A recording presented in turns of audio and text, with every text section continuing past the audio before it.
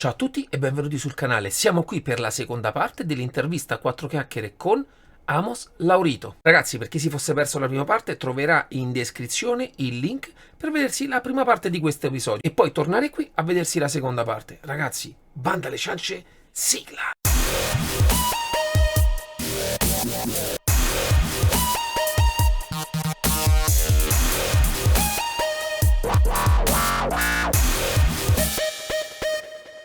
Quindi insomma CSV V2. e poi CSL.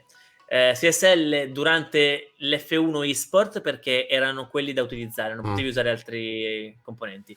E come CSL pedaliera come con pedaliera Fanatec. V2. V2. Ah, la V2, quindi già sei passato a cella di carico. Io anche Sì. qui chiedo sempre, passare da una pedaliera a potenziometri a una pedaliera a cella di carico, per te c'è stata una differenza? Per te è uguale, non cambia nulla? No, beh, c'è stata un'immensa differenza. Ho sentito veramente un cambiamento anche dal punto di vista di tempi, mica da ridere, perché alla fine è quello che ti interessa, migliorare i tempi. E ho notato proprio un cambiamento radicale anche sulla costanza, nella frenata e dei tempi. Quindi ti dico la verità, mi sono trovato veramente molto bene con ogni pedaliera che ha fatto Fanatec. E onestamente andava veramente alla stragrande. Ho avuto veramente una grande esperienza da quel punto di Dopo la vista. V2 che ci hai avuto come pedaliera? La V3. Ah, V3, La ah, V3, in realtà l'ultimo, finalmente siamo arrivati alla fine perché adesso è da un anno e poco più forse, o un anno preciso, che ho un Podium DD1, sì. quindi Fanatec Podium DD1 più una pedaliera V3. Ah, Quindi mi sono semplicemente evoluto però tu dal punto di trovi, vista ti della faccio una pedaliera. domanda un po' particolare, mo così siamo Sì. tanto tra di noi.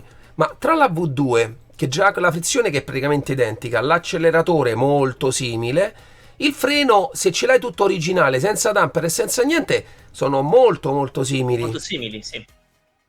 Sono molto molto simili, infatti io ho il damper kit Ah certo, e col damper se c'hai anche gli elastomeri è già un'altra cosa. è già un'altra cosa, sì, sì, sì, e cerco di non indurire troppo il freno, ma di avere la possibilità di appoggiarci il piede per evitando comunque la zona, il fatto che si senta la pressione del mio piede, quindi mettendo un po' di zona morta, avendo subito il piede comunque sinistro in azione. Lo sai una cosa che non ti ho chiesto, neanche in Dimmi. tutta questa evoluzione, perché credo che sia anche una delle cose più importanti, la postazione. Tu da quando è che hai Ah, iniziato ad io avere una postazione? Da subito? grazie a Drive Game Sit, mi pare sì, Drive Game Sit, la mia prima postazione l'ho avuta nel 2018. E prima dove, come correvi? 2017, Sulla primi scrivania? anni. C'è tutto questo sulla scrivania?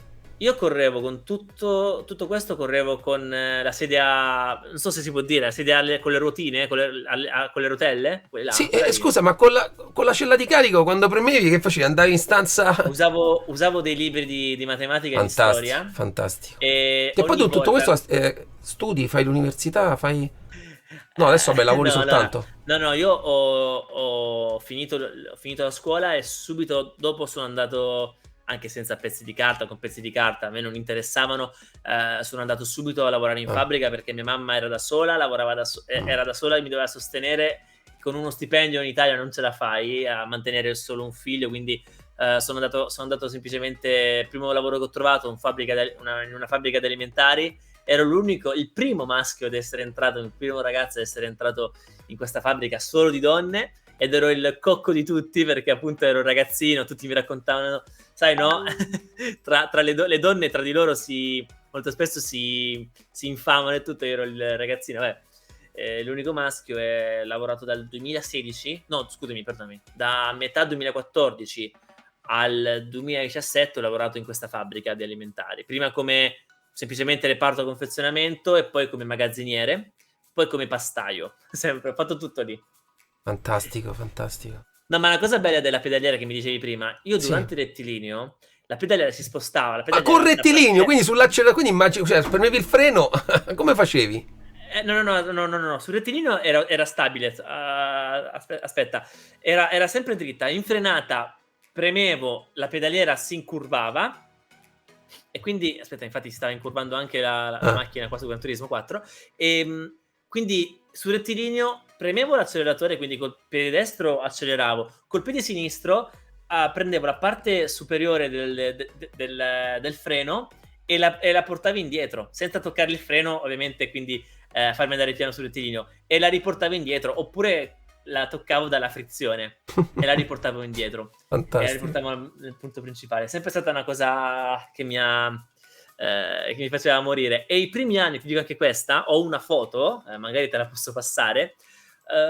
Io guidavo con la TV storta, perché la mia scrivania non mi permetteva di avere il volante e subito davanti la TV. Quindi pure tutti questi risultati, cioè, guidavi con l'handicap, con tutto che hai vinto, hai fatto, pure con l'handicap. Fantastico. Vabbè, ma questo alla fine basta, secondo me, abituarsi, no? Io guidavo con il volante ovviamente dritto, ma la mia testa era così. No!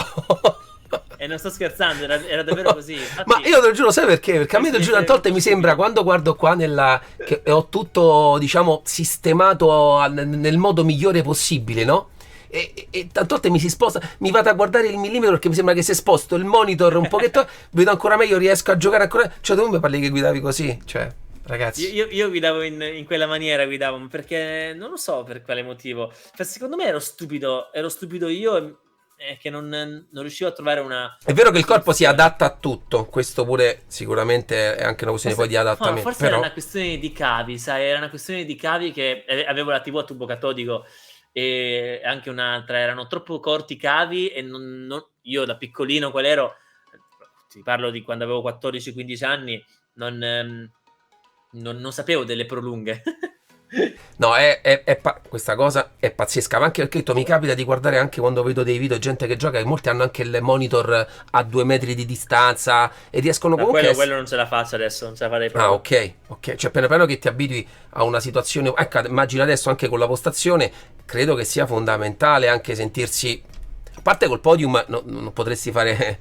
in un modo diverso, perché non credo che lo puoi appoggiare così. Ma ecco, a livello di volante invece ti è cambiato? Sparco. Al momento sono su una Sparco Evolve, è un podium su una Sparco Evolve che non è raccomandato, però ho questa postazione qua al momento, quindi uso il podium di D1 con una potenza intorno al 45-50%, che è sufficiente, ti dico questo, ti dico la verità.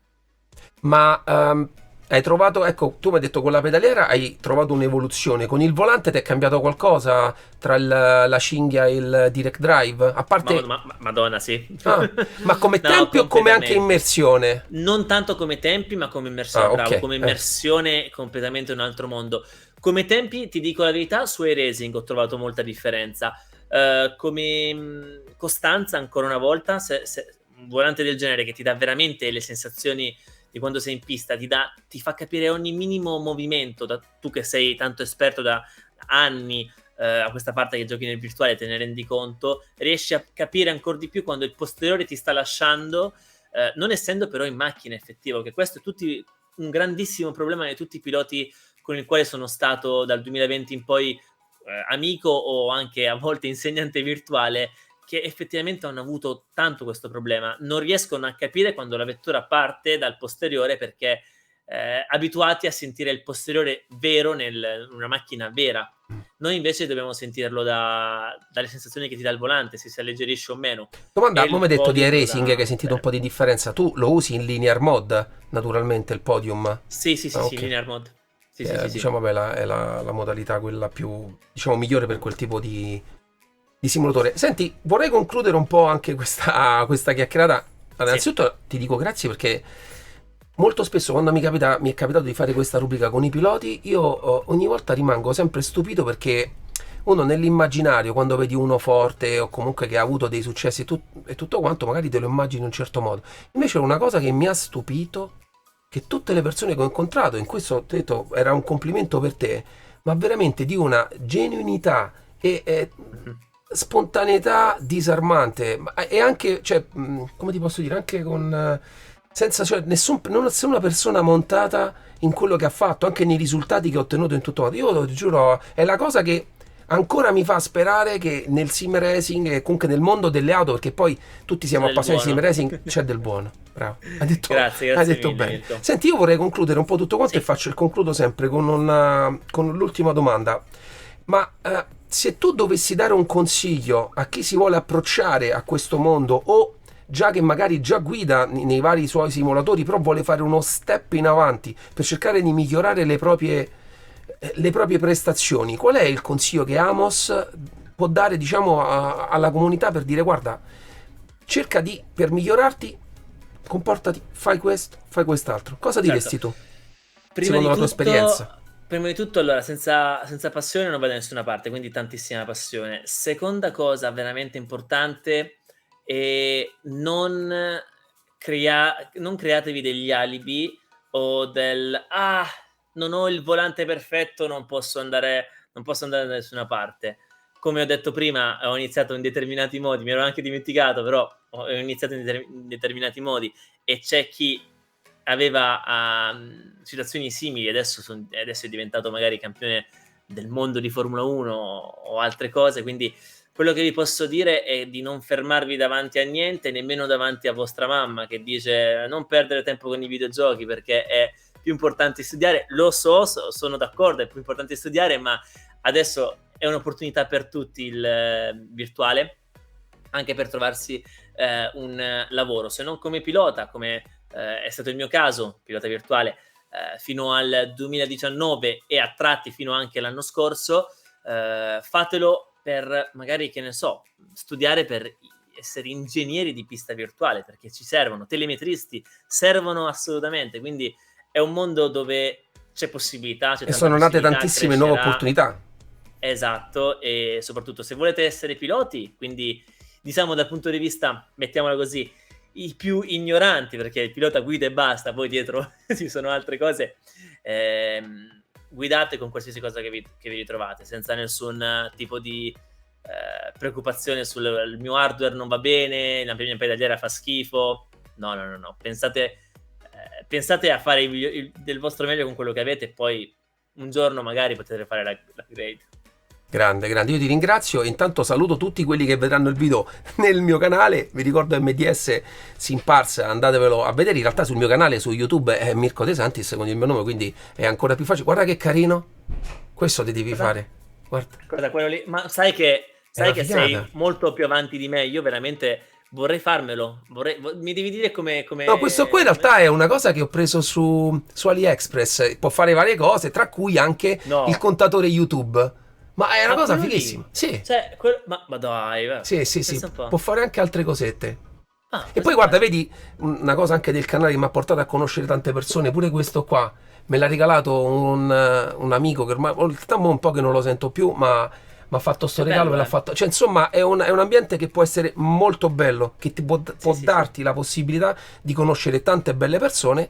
Capisco pure che in realtà non possiamo piacere a tutti, purtroppo. No, quello no, Per quanto sicuramente uno no. tenta sempre di comportarsi, anche io ti dico, tento di comportarmi o essere nel miglior modo possibile, cioè dare proprio il meglio di me. Naturalmente davanti allo schermo uno tenta di dare sempre il meglio, però di essere il più pulito possibile. Però purtroppo tante volte anche il meglio può dar fastidio a qualcuno. Questo è un po' l'idea Assolutamente sì. che mi sono fatto. Comunque, guarda, io Amos ti ringrazio anche dello spazio, soprattutto dello spazio che mi hai dato all'interno della tua 24 Che ore. tra l'altro, appena finito il primo Gran Premio della 24 ore che sto facendo al Nordschleife, abbiamo appena finito, abbiamo vinto. Fantastico, fantastico, Cioè, ha vinto fantastico. perché ha guidato soltanto il pilota virtuale, insomma. Sì, la CPU. No, comunque non ti preoccupare, è stato un piacere, No, Mirko. sono stato veramente contento e ci vediamo alla prossima. Ciao ciao. Ciao ciao.